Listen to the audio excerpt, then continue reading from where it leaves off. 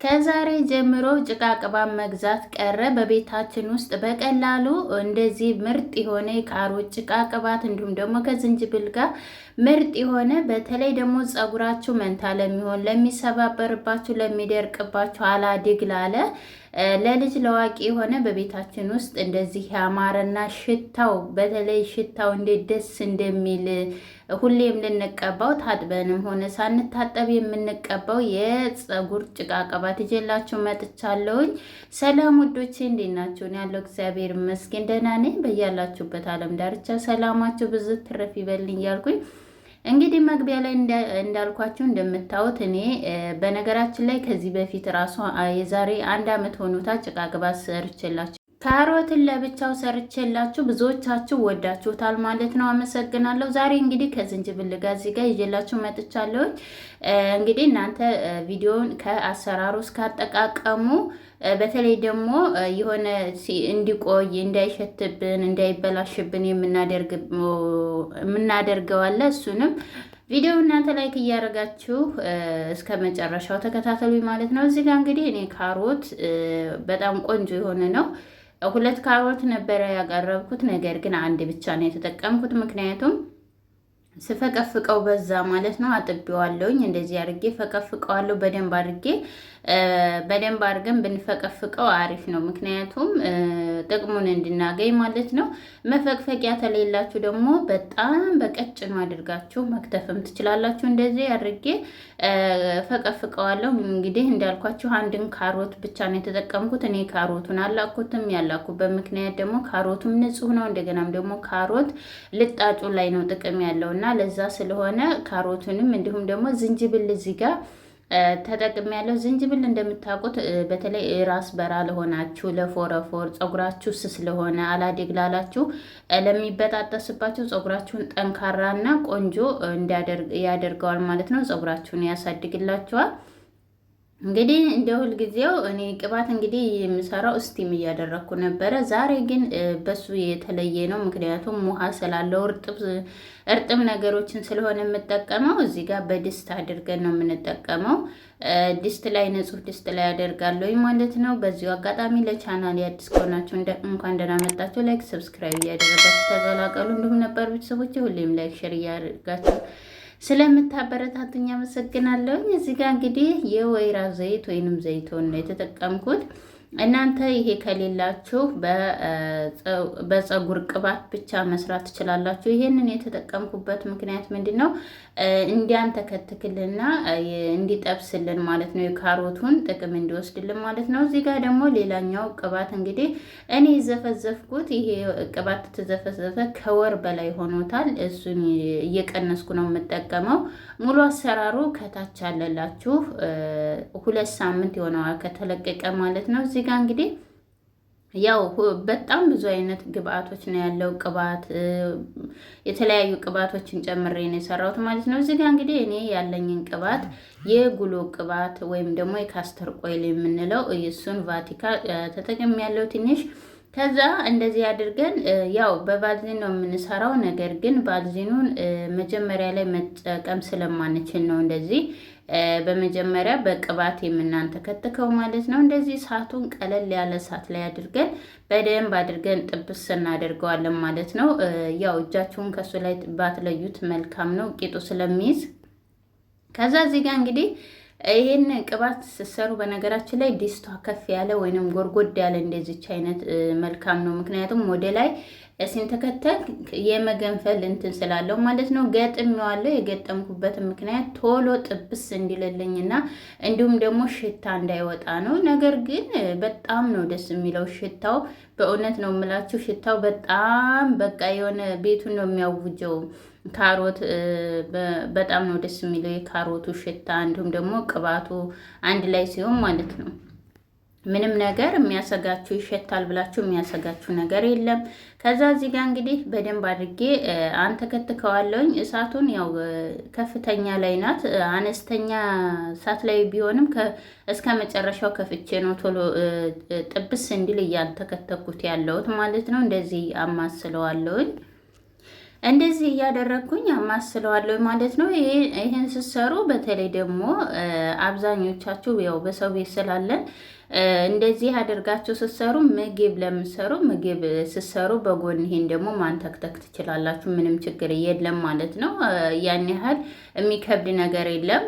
እዚህ ጋር እንግዲህ በደንብ አድርገን እናንተ ከትከዋለን ጥብስ እንዲልልን ማለት ነው። በኋላ ላይ ውሃ ካለው ማን ነው ካሮትና ዝንጅብሉ ጥብስ ብሎ ውሃውን ታልጨረሰ የሆነ እንደ ቺፕስ ነገር ማለት ነው ጥብስ ማለት አለበት። እንደዛ ካልሆነ ውሃ ያጠልባችኋል፣ እንደገናም ደግሞ ይበላሽባችኋል ቶሎ፣ እንደገናም አይረጋላችሁም ማለት ነው በኋላ ላይ እና እንደዚህ አድርጌ በደንብ አድርጌ አንተከትከዋለሁኝ። ከዛ በኋላ ከ10 ደቂቃ ያህል 10 ደቂቃ ነው ያንተከተኩት፣ ከዛ በላይ አልበለጠ ምክንያቱም እንትን ስለሆነ እሳቱን ከፍተኛ ላይ አድርጌ በጣም ከፍተኛ እንዳታረጉ እንዳልኳችሁ እሳተኛ የምሰሩበት ጋዙ በጣም ትንሽኛዋ ላይ ነው ማድረግ ያለባችሁ ማለት ነው። ከዛ አጠፋዋለሁኝ።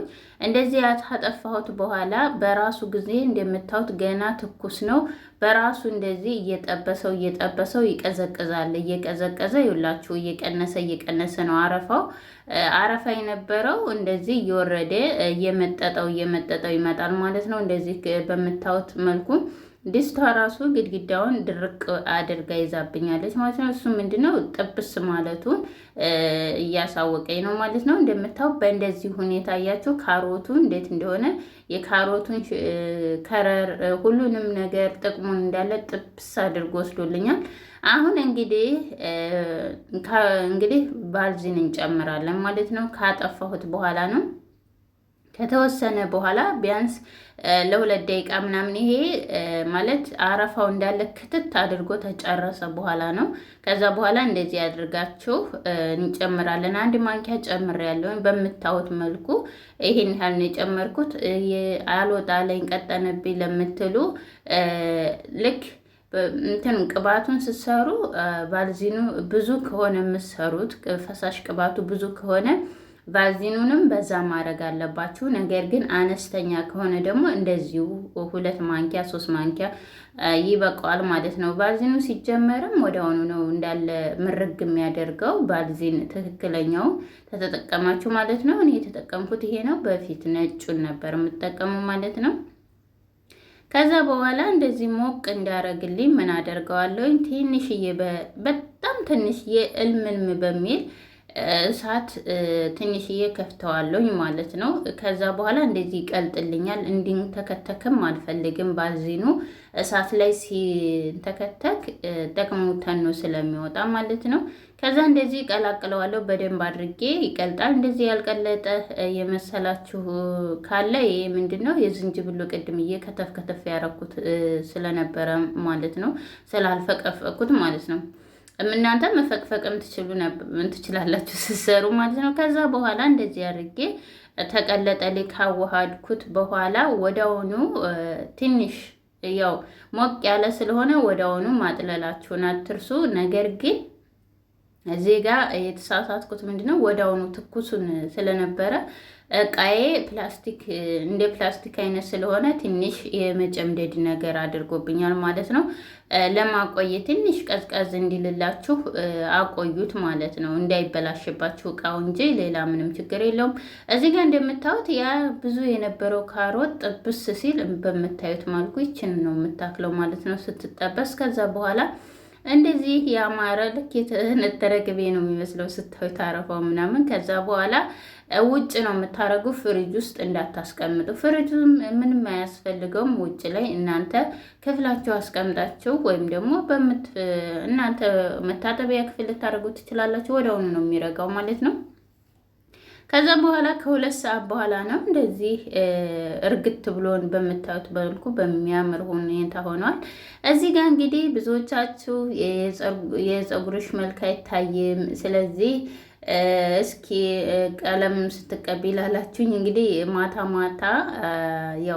ማታ ነበር የምቀርጸው። ዛሬ በቀኑ ነው እንግዲህ የሰራውላችሁ። መጋረጃ ከፍቼ ነበረ፣ ነገር ግን አመዳም አርጎኛል መልሶ ማለት ነው። ምንም አልተመቸኝም ለመቅረጽ ማለት ነው። እና እንደዚህ አድርጌ በምታዩት መልኩ ፀጉሬ ንጹህ ነው። እንደዚህ በምታዩት ስትቀቡት ራሱ በጣም አሪፍ ነው። እንደዚህ ስትቀቡት ራሱ በጣም የሆነ ልስልስ ነው የሚለው። ሽታው እንዴት ደስ እንደሚል ፀጉራችሁ ችፍርግ ላለባችሁ ይህንን ቅባት ያው ማታ ስትታጠቡ ታጥባችሁ በርጥቡ፣ እንዲሁም ደግሞ ልትታጠቡ ስትሉ በሳምንት 2 ተጠቀሙ። እንደ ፀጉራችሁ ማለት ቅባት የሚወስዳለ የማይወስዳለ። አሁን እኔ በሳምንት 2 ብቻ ነው የምቀባው። ፈሳሽ ቅባትም እንዲሁም ደግሞ ጭቃ ቅባት ማለት ነው። አንድ ተታጠብኩ በኋላ ሁለተኛ ደግሞ ከ3 ቀን ከ4 ቀን በኋላ ማለት ነው። ያው ከ4 ቀን በኋላ እንትን እለዋለሁ እታጠባለሁ ማለት ነው። ከዛ በኋላ እንደዚህ አድርጌ በደንብ አድርጌ ተተቀባሁት በኋላ እኔ ገመድ ይገምዳለሁኝ። ሁልጊዜም ቢሆን እኔ ቅባት ቀብቼ አልተውም። እናንተም እንድትተውት አንመክራችሁም ማለት ነው። ምክንያቱም ፀጉራችን ተተቀባ ነው በኋላ ወይ ገመድ ወይ ሹርባ ወይ ቁጥርጥሮች ነገር ብንሰራው የበለጠ ሙሉ ለሙሉ ጥቅሙን ያገኛል ማለት ነው። እንደዚህ ይመስላል። እንደዚህ ገምጀው በምታዩት መልኩ ከዛ አሁንም ከግንባሬ ይቀባዋለሁኝ። የዛሬ ቪዲዮ ይህንን ይመስል ነበር። ቪዲዮውን ተወደዳችሁ ላይክ፣ ሰብስክራይብ ማድረግ አትርሱ። እንደዚህ በቀላሉ ሰርተን ቤታችን ውስጥ መጠቀም እንችላለን። ማንኛውንም ጭቃ ቅባት፣ የተለያዩ ጭቃ ቅባት አሉላችሁ። የቁርንፍድ ከታች የሰራኋቸው ሌሎችን ገብታችኋቸው